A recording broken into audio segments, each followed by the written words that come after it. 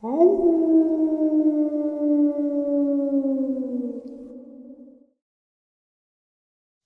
greetings and salutations, everyone. I hope everyone is still doing well, and welcome to today's bonus upload.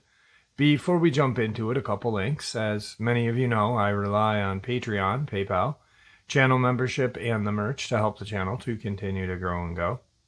Links to Patreon, PayPal, and channel membership is in the description below, the merch displayed directly under the video.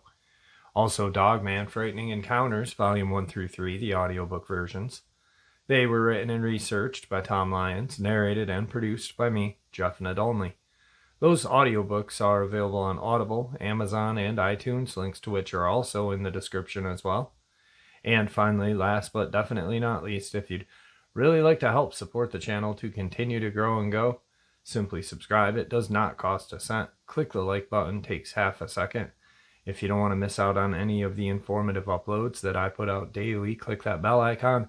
And folks, please leave a comment. Why? Well, because all of these things really do help the channel to continue to grow and go. And folks, they definitely do matter. Now, everyone, I have taken far too much of your time. Let's jump in to today's bonus upload, shall we? Today's first encounter. I grew up in the small foothills of eastern Kentucky where folklore and stories of haints and mountain monsters run rampant. Everyone has that cousin or uncle that saw a Bigfoot while out hunting, or an aunt that swears she saw a ghost in the old high school that one time. So it's hard to discern what's the truth and what's fiction. Most of what I've personally seen or heard while out in the mountains, I usually attribute to local wildlife. I haven't seen anything that is unexplainable to my logical mind, not yet, but I'm also not arrogant enough to think that these things do not exist. By logic, we have to assume that 10% of all of these stories we hear are true, and those people witnessed something amazing and terrifying. In my small town, Dogman is a known perpetrator of many mishappenings. I've heard stories of it killing chickens, trying to bust down doors, attacking hikers, or just being a nuisance on someone's farm or property. Also heard stories of it stalking those that live deep in the woods, coming to stare into their windows at night, and even protecting them from strangers that made their way onto their land at some point. The majority of these people like to tell booger stories, as they say. They like having a grand story to tell people for attention or just pleasure of telling it. I'm not really sure which. But a few are trustworthy, and they are usually the ones that will only tell their tale if asked. My grandfather was one of them. Yes, I know I sound biased because it's my grandfather, but I have 6 uncles and an aunt that literally could make a living out of those lies they tell about local cryptids. And I'm more than happy to call them liars. My grandfather, though, he's a very logical man. He was a skeptic in everything cryptid, as well as spirits and ghosts, always looking for a logical explanation, and usually pissing off the storyteller as well by questioning everything. That's why I tend to believe him, because he never tried to lie to me and his other grandkids. If anything, he's always been the voice of reason we ran to when we were scared. When I was younger, I asked him if he had ever seen anything before, be it a ghost or a monster. I'd been hearing stories from my uncles all day about Bigfoot, haints, etc., and wanted to know his thoughts on it. He sat there for a minute, not even acknowledging my question, and when I was about to ask again in case he hadn't heard me, he spoke. When he and my grandmother had first bought our family homestead, they had heard fantastical stories about monsters that roamed that part of the mountains and how evil they were. My grandmother was a little scared, but my grandfather said he just shook his head and went on. He figured it was a few black bears that people had been hearing or seeing, or even some bobcat, and that he wasn't worried about. About 2 months into them living there, sure enough, he had seen a mama bear and some cubs making their way up the mountain behind his house, so he didn't think too much when he heard something pounding on his front door one night, scratching at it, trying to get in. He told me that he grabbed his shotgun before going to the door. He tried to look out the front window to see if he could catch a glimpse of whatever or whoever it was, but he could only see a large black shadow being cast on the porch. Being the fearless soul that he was, the man fought in World War II and was under General George S. Patton, so you can imagine what he has seen. He unlocked the door and swung it open, expecting a bear or even a person standing there. It was neither. What he saw that night still had him shook up when he told me this story, some odd 50 years later. He said that when the door swung open, he saw an extremely large creature standing there. It stood a good 6'5", and it was slightly hunched over as it stood on the covered porch. Its arms were long, the hands reached well past its bent knees, which were bending in the opposite direction of a human. It was covered with thick black fur, very dense and dark, and that it had a smell to it that was like a mix of wet dog and raw sewage. Lastly, the face, or rather the head, was what brought him up short. He said it looked like a German shepherd's head had been placed on a large, hairy, human-shaped body, and that as he looked at it, it cocked its head sideways and looked back down at him, its eyes showing fear and confusion. He told me that he pulled his gun up, and before his finger could hit the trigger, it took off, but not before he got off a warning shot, right in its right calf muscle. He said the howl came out of it when he shot it, scared him more than anything in his life had, and he ran back inside, bolting the door closed. He stood there listening as its cries and howls began to fade as it ran deeper into the mountain, until he couldn't hear it anymore before he moved away from the door and went back to his bed. He swore to me on all things he held dear that this thing would still show up sometimes, dragging its wounded leg across his porch as it came up to the door. But it never bothered anything again.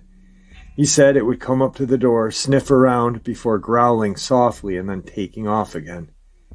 He told me there are a lot of things in the woods that can hurt you, be it beast or a plant, and a lot more that can scare you. But the thing he saw that night was the scariest of them all, and that I'd best never go looking for it, because I would woefully regret it if I came across it.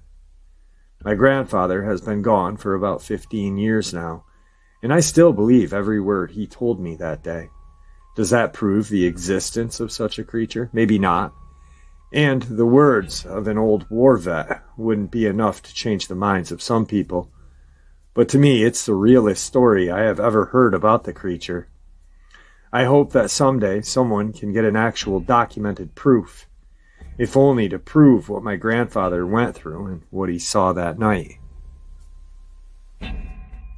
Today's second encounter. Now, I've shared this encounter once before on my channel, but I'm sharing it again because there is an update to it and I want everyone to be familiar with what he is talking about.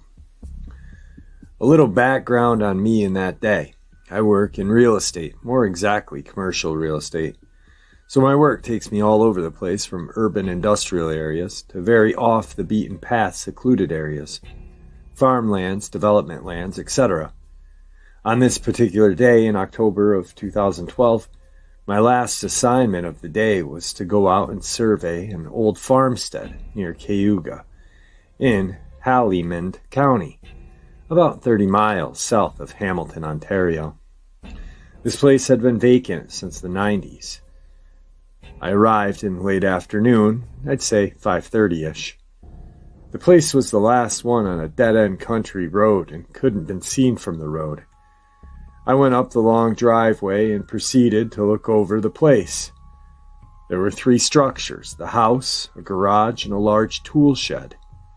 I walked around the front of the house, which was completely boarded up with no means of seeing inside. I proceeded around the far side toward the other buildings.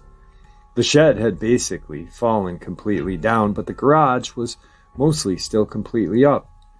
I noticed around the side door huge scratches and the door was half broken down but still held shut by a padlock on one side, and the middle and upper hinge. The bottom part was forced inward, and the door and clapboards around it were covered with these scratches, but not like scratches a dog would leave. These scratches were huge and parallel but spread apart, almost like fingernail scratches, very deep, obviously put there with a lot of pressure. That's when I looked down and saw huge paw prints, but not regular round paw prints, almost elongated a little bit. The area around this particular broken down door was covered with these paw prints. If I had to venture a guess at how wide they were, I'd say at least 5 inches. I was wearing heeled dress shoes, and when I put my foot over the paw print, I could see the print on either side of my foot. I wear a size 10. So I don't have tiny feet by any means. I began to get very uneasy, and that's when I recalled noticing that all the sounds of the forest were gone. It was dead silent. And that's when I noticed the stench, like wet dog, urine, and feces. I mean, the whole area smelled rotten, like a swamp, rotten decay. But the smell was strong and very putrid. I got a very uneasy feeling, like all of a sudden I knew I wasn't alone, and decided I had enough and quickly headed back to my car. And that's when I heard something in the bushes, and it sounded big. It was going through the trees very quickly and hard. I got back to my car and locked the doors. When I started my car and turned my lights on, that's when I caught the eye shine in the trees ahead of me. But the eye shine was not at the level of a dog's head. It was a lot higher, I'd say 4 to 5 feet up, maybe even a bit more.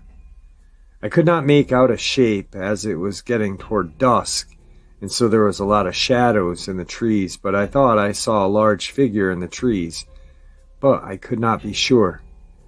I started to freak out a little bit and decided it was time to go, so I backed around right into a wet marshy spot and got my car stuck. I was more interested in watching this thing than where I was going, which was a mistake.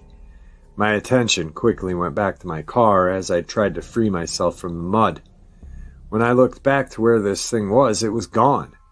The spot it was, I could see further into the trees, so there was definitely something there, but I couldn't see exactly a shape, more so just a large shadowy figure. After several seconds of rocking my car back and forth, I managed to get it out and left very quickly. I don't think I've ever been so scared in my life. Like I said, I did not clearly see what it was, but I just had this intense feeling of evil. Something bad was there. I returned to that spot about 1.5 years after the incident, and the place is gone. Someone bought the property, tore it down, cut down a lot of the trees. To the best of my knowledge, nothing has been developed there. It's still just vacant. I've not told a lot of people about this because I don't want to be ridiculed or made fun of. A coworker of mine said it was probably a bear, but I know for a fact there are no bear this far south in Ontario unless it's in a zoo. Sale of some farmland nearby this on a Six Nation Indian reservation. Client was one of the few remaining pure-blood Native Americans. I'd put him easily at 80, if not older.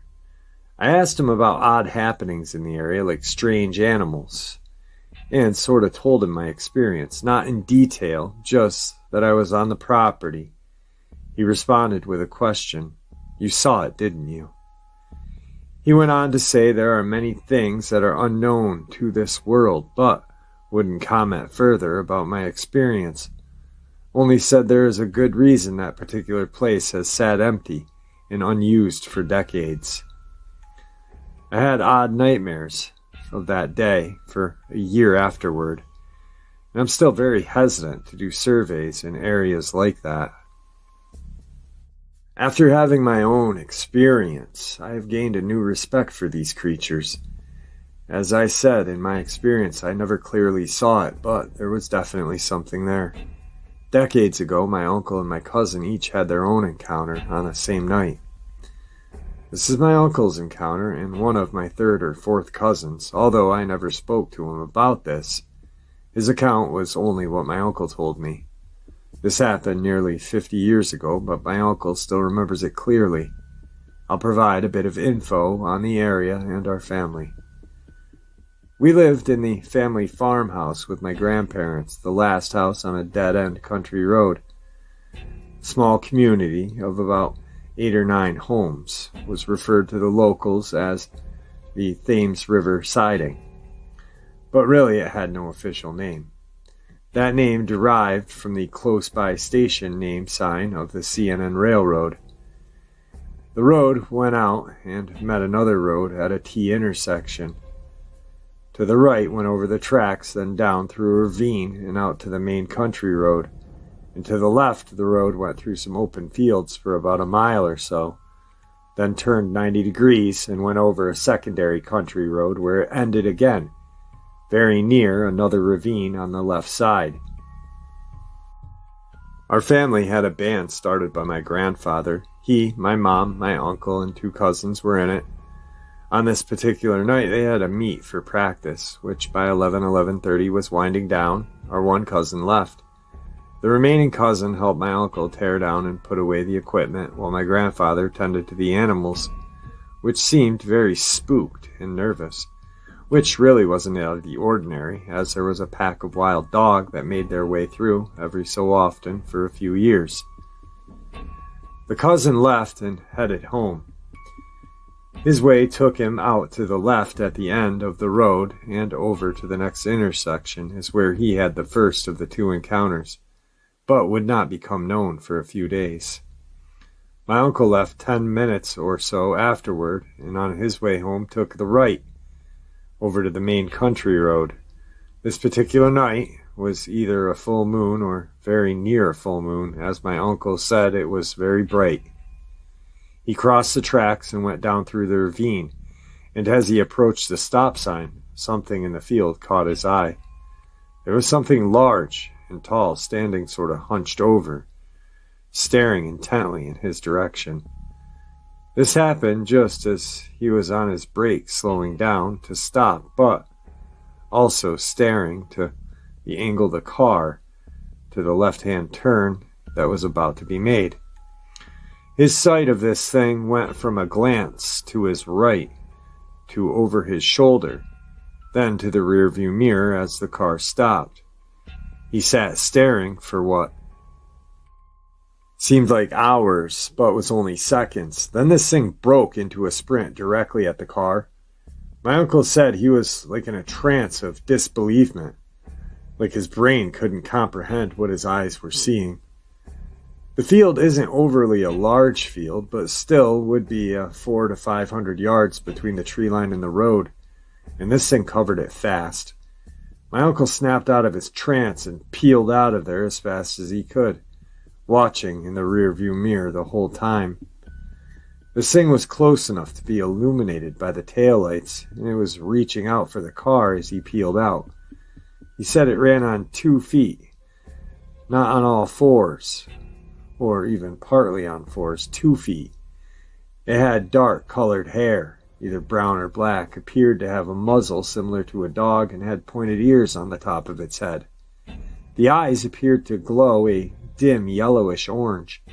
He said one strange thing was he felt as if it wasn't looking at the car, but it was looking at him inside of the car. That was about as detailed as he could get, only seeing it briefly like that. He raced home and called back to the house and told them to lock their doors and stay inside. My grandfather asked why. My uncle just said, "Do it. I saw something in the field and I'm not sure what it was. Just lock up and be safe." That was the last and only time he saw a thing like that. Later, at the next band practice, my uncle and cousin were sitting outside having a smoke, and my uncle told him about what he had saw, expecting to be made fun of or called crazy, but instead, he said, "I saw something that night on the way home as well." As he was approaching the stop, something ran across the road in front of him, making him hit the brakes and almost skid off the road. He said he only saw it for a split second as it moved, but from what he could see, it looked like a massive dog or a wolf, but looked like it was upright on two legs. It could have been the way it seemed to bound or jump over the road. He more or less described the exact same thing my uncle saw. Whatever it was, it covered a good 2 miles, which included navigating some dense wooded area and a pretty steep-sided ravine in a matter of 10 minutes at most. It was that fast. There are reports of strange noises, like growling howls or barks in the woods along the Thames River, and around some of the farms in and around the time of the sightings. And he said there was some livestock found dead, partially eaten, but everyone tossed it up to being wild dogs that were around. But my uncle knows that there was no wild dog. No one else has ever came forward having reported seeing anything like that. Today's third part of the upload is a very interesting newspaper article that I found. Okozuko-Alta. Some settlers armed themselves with courage and went out in search of a supposed werewolf, fearing that at night they would be attacked by the beast with rifles, machetes, and flashlights. Said hunters assured that they managed to wound him, but he managed to escape, leaving along way bloodstains. On the other hand, the municipal police telephone continued to ring constantly at night to report the presence of a supposed wolfman that threatens the inhabitants. So the insistence makes the security and emergency elements carry out patrols in aid of the population. And it is that security authorities affirmed that they have interviewed people who present their complaint to a command and refer to have seen a werewolf as they describe it, with a height greater than 2 meters and with fur similar to that of a dog. Have been given in the Mirador, Juan Sabins, May 5th, El Centenor neighborhoods, and the Al Arenal neighborhood, in addition to the fact that just at dawn this Thursday, the case reached the residents of the Al Aguarcero neighborhood. One of the testimonies was given by a housewife from the Al Arenal neighborhood, who requested the help of police in emergency, for which the Serva group made an appearance, and there the woman said the werewolf was at her doorstep of her house. The woman affirmed that the creature was a human appearance, but had fur of an animal, and that she saw him from the front wanting to carry a canvas that the family was hanging on the side of their home. So when she gave cries for help, she saw how the beast fled. While in the Al Aguacero neighborhood, families began to hunt the creature at night, as some residents said they had seen it, so many took out their rifles in order to eliminate it.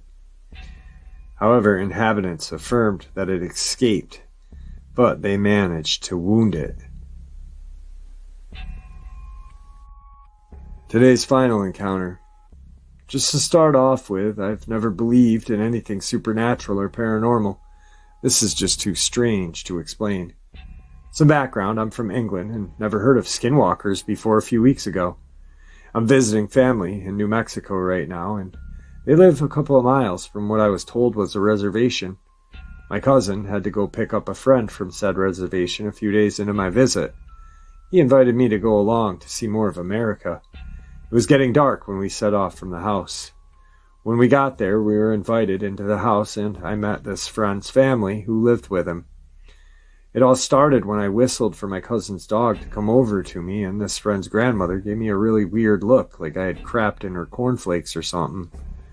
My cousin noticed and said, "Oh yeah, you can't whistle in here. Not at night anyway."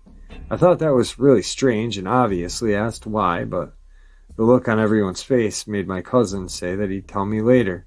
So anyway, we left, and on the way home my cousin and his friend told me about skinwalkers and superstitions, etc. I did not believe a word they said, rolled my eyes, and knew that it was just some spooky boogeyman superstition.